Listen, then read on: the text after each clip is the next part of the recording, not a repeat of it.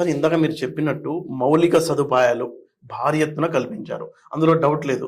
దీనికంటే తెలంగాణ ప్రజలు, గ్రామీణ ప్రాంతాల్లో ఉన్న ప్రజలు వాళ్ళు కూడా ఊహించనంత రేట్లు వాళ్ళ ప్రాపర్టీలకు సంబంధించి. ఇప్పుడు డెవలప్మెంట్ అంటే ఏంటి సార్? వాళ్ళ ప్రాపర్టీ వాల్యూ పెరగాలి. అక్కడ ఉన్న పొలాలు 50 లక్షల నుంచి ₹1 కోటి వరకు వస్తున్నాయంటే సీఎంగా అప్పుడు కేసీఆర్ తీసుకున్న నిర్ణయాలు, డెవలప్మెంట్ అనేవి అందరికీ క్లియర్గా కనిపిస్తున్నాయి. అంటే ఒక పక్కేమో ఇన్ఫ్రాస్ట్రక్చర్ డెవలప్ అయింది, ఇంకొక పక్కేమో వాళ్ళ జీవితాల్లో వాళ్ళ ఆస్తుల వాల్యూ పెరిగినా ఎందుకు మీ పార్టీని ఆదరించలేదు? పార్టీని ఆదరించకపోవడానికి కారణాలు రకరకాలు ఉన్నాయి.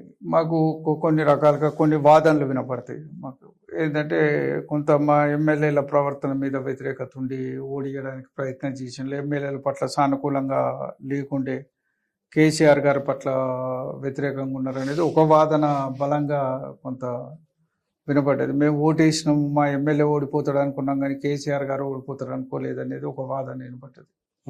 సరే, ఇంకో వాదన ఏంటంటే సెంట్రలిస్టిక్ టెండెన్సీస్ ఎక్కువైనాయి, కేంద్రీకృత నిర్ణయాలు ఎక్కువైనాయి, కొంత మీరు భిన్నమైన వైఖరితోటి ఇచ్చేసినారు, వాళ్ళు ఎంతసేపు దాడి ఇనుప కంచెలు బద్దలు కొట్టినాం అనే దూరంతో వాళ్ళు వాదనలు చేస్తున్నారు.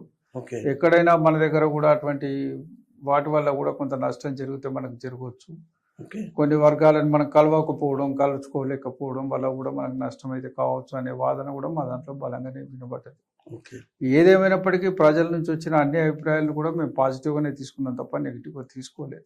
ఎక్కడో లింక్ కట్ ఎక్కడో మేము తెలంగాణ ఉద్యమ కాలంలో ప్రతి ఇంటిని కదిలించి తెలంగాణ జెండా పట్టుకుంటట్టు చేయగలిగింది టిఆర్ఎస్ పార్టీ. అవును, అధికారం లేదు, అవును, ఆంక్షలు విపరీతంగా ఉన్నాయి.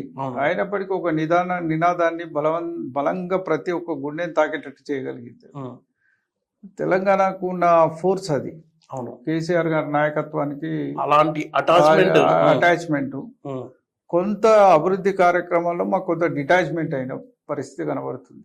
డెఫినెట్ గా అభివృద్ధి కార్యక్రమాల్లో కొన్ని వర్గాలు దూరం అవుతాయి. మొత్తం గ్రామీణ ప్రాంతాలన్నీ దూరమైనాయి, ఒక హైదరాబాద్ తప్ప. గ్రామీణ ప్రాంతాలు మొత్తం దూరమైనాయి అని మేము అనుకోము, కొంత తగ్గింది. వాస్తవంగా గ్రామీణ ప్రాంతాలకు మేము చేసిన కార్యక్రమాలు వాస్తవంగా ఎవరు చేయలేదనేది చరిత్ర చెప్తుంది. ఇవాళ మీకు ఉదాహరణ చెప్తా.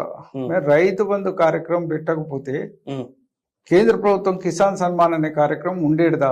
అవును, వాస్తవంగా మమ్మల్ని చూసి 2018లో మేము పెట్టింది చూసి కిసాన్ సన్మాన్ అని 2019 ఎన్నికల ముందు వారు ప్రకటించుకున్నారు. Hi, this is Swathi. Like చేయండి, షేర్ చేయండి, కమెంట్ చేయండి అండ్ సబ్స్క్రైబ్ చేయండి GR TV. Hi, this is Monica. Please like, share and subscribe GR TV.